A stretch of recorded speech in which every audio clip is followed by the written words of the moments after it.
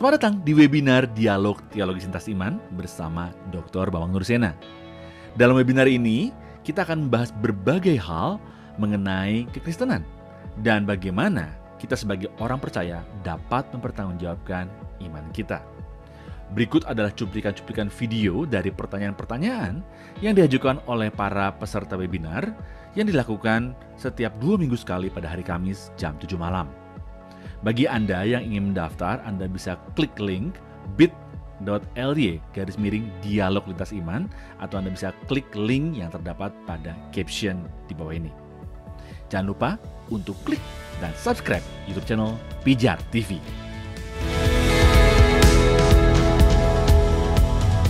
Dari penjelasan Pak Bambang, ajaran manis mirip atau di-copy paste oleh pembawa agama I. Misalnya istilah din, parakletos. Namun kala itu Mr. M mengklaim sebagai suara malaikat Jibril, bukan suara manusia, sehingga Mr. M dianggap sebagai nabi.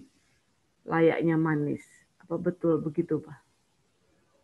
Begini, kalau istilah dina itu sebetulnya memang itu istilah bersama di dalam masyarakat Timur Tengah waktu itu ya.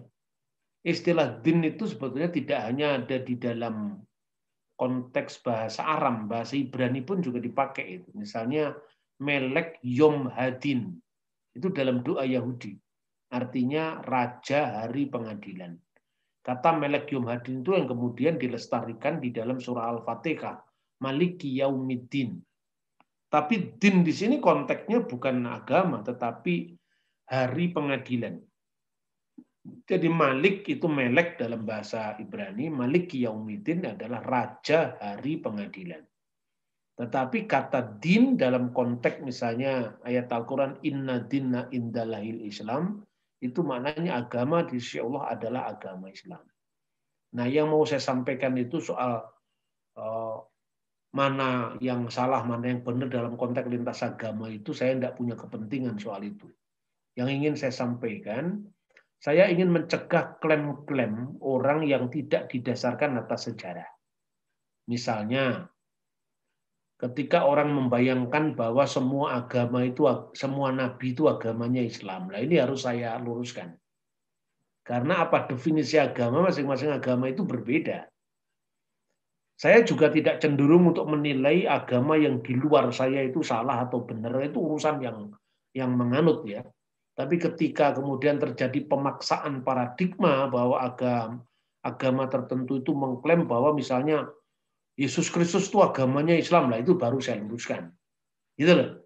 Jadi pola saya selalu begitu. Saya tidak mau menilai agama di luar kita karena setiap agama memiliki kriteria masing-masing. Tapi ketika saya ditanya saksi Yehova, saya mau berkomentar karena mereka mengaku diri Kristen. Saya ditanya Mormon, saya berkomentar karena mereka mengaku diri Kristen. Jadi kriterianya ya kriteria kebenaran Kristiani. Bukan agama lain mengukur iman kita. Maka saya katakan ketika orang mengatakan setiap agama itu Islam, setiap nabi itu Islam. Bahkan itu saya bikin video ya. Sesat nalar semua nabi adalah Islam. Nah, itu Anda bisa tonton tayangan saya itu. Terus yang tadi baru saya tayangkan, Ibrahim bukan Yahudi, bukan Nasrani, apalagi Islam. Yahudi aja bukan, Nasrani abad pertama aja bukan, apalagi Islam abad ke-7. Kalau saya ngomong begini, tidak ada penodaan agama. Saya ngomong sejarah loh. Dan kalau orang tetap ngotot aja mengatakan bahwa itu jelas Pak di kitab Al-Quran, itu kitabnya siapa? Itu kan kitabmu. Bukan kitabnya orang Buddha, bukan kitabnya orang Hindu kan itu kan. Ya, tapi ini firman, itu kan firmanmu, bukan firmannya orang Konghucu, bukan firmannya orang Kristen, nggak bisa begitu. Tapi Ibrahim itu Islam Pak. Kalau memang kamu yakin ya silahkan, kalau saya tidak yakin sama sekali. Kenapa Bapak tidak yakin? Dan tidak ada prasastinya. Orang pusing ketika saya jawab dengan prasasti. Biasanya kan orang ngajak debat agama, mana mau saya debat agama. Pengukurannya beda kok diperdebatkan. Itu ayat ini, itu bukan ayat kita. Kenapa kita urusi? Ini kan salah satu kesalahan metodologis menurut saya. Orang-orang Kristen ngurusi Quran, debater-debater Kristen ngurusi ayat yang tafsir yang mana yang benar. Yang benar jelas Islam lah yang punya kitab kok. Anda mau nafsiri kitabnya orang, ya Anda pun salah karena itu bukan kitab kita itu loh. Nah, kalau saya sudah ngomong begitu, makanya pesan sponsornya. Karena saya tidak pernah ngurusi kitabmu, kamu juga jangan ngurusi kitab saya. Jangan mengintervensi kitab saya. Tapi kalau kamu masih terus nyerang saya tunjukkan. Kalau Ibrahim itu Islam, gitu, kriterianya apa? Kitab suci Al-Quran, Pak. Itu kan kitabmu, bukan kitab saya. Nah, maka berani nggak kamu katakan? Kamu tutup Al-Quranmu, saya tutup Alkitab saya. Tidak usah ngomong kitab. Kalau saya ngutip kitab, tuh kamu tidak percaya dengan kitab saya. Kamu ngutip Quran, orang Konghucu juga nggak percaya itu firman Tuhan. Kan gitu kan?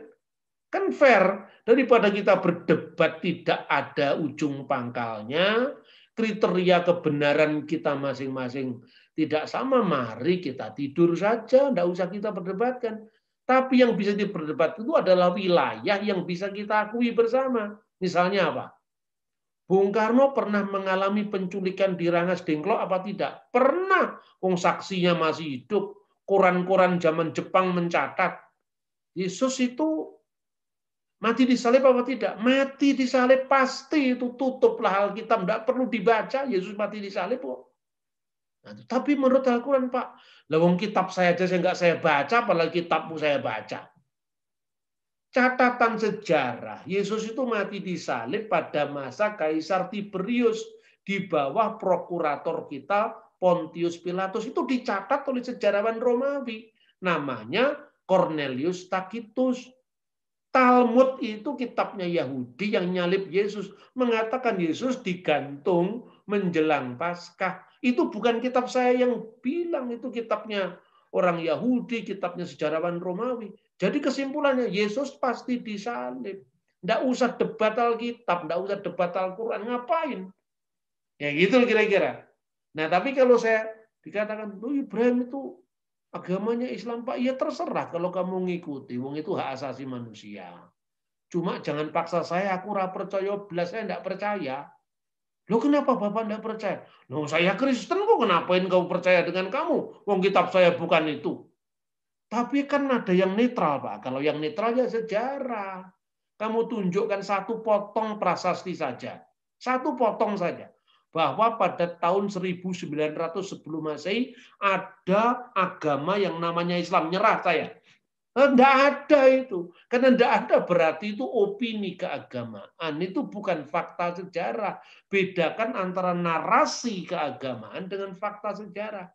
Sudah. Kalau Anda memakai metode saya aman dunia akhirat ini. Kita juga tidak dianggap sok tahu minteri agama orang lain. Tidak. Gitu, saudara-saudara. Makanya saya tuh menentang arus kan kayak begini nih. Menentang arus sebetulnya saya disuruh ceramah bahasa Arab juga lancar. Tapi saya tidak mau, karena apa? Saya ini orang yang tahu membaca tanda-tanda zaman. Karena itu bagaimana melayani Tuhan itu benar secara teologis, aman secara hukum, ramah secara budaya. Itu ya saya kira itu ya. Jadi ini tidak usah masuk ke ranahnya orang, sekalipun mungkin Pak Frid menyebut Mr. M itu bisa berarti itu adalah Mahmud Yunus atau bisa berarti Maranatha, tapi orang kan pasti tahu pendengarnya pijar Mr. M itu siapa itu loh. Saya kira itu ya. Jadi kalau saya terus terang aja mengatakan ya Kanjeng Nabi Muhammad SAW nabinya umat Islam, kan saya begitu. Tidak pernah saya sembunyikan ya. Tapi artinya itu nabinya umat Islam, bukan nabi kita. Seperti Yesus itu Tuhan yang dipercaya orang Kristen, mereka toh nggak percaya kan itu kan. Nah itu kira-kira yang saya sampaikan.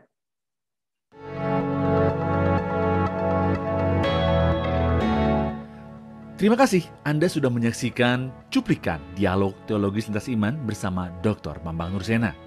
Jangan lupa segera daftarkan diri Anda dengan klik link bit.ly/dialog lintas iman, atau Anda bisa klik pada link yang ada di caption saat ini juga. So, informasi selengkapnya ada pada image di akhir video ini.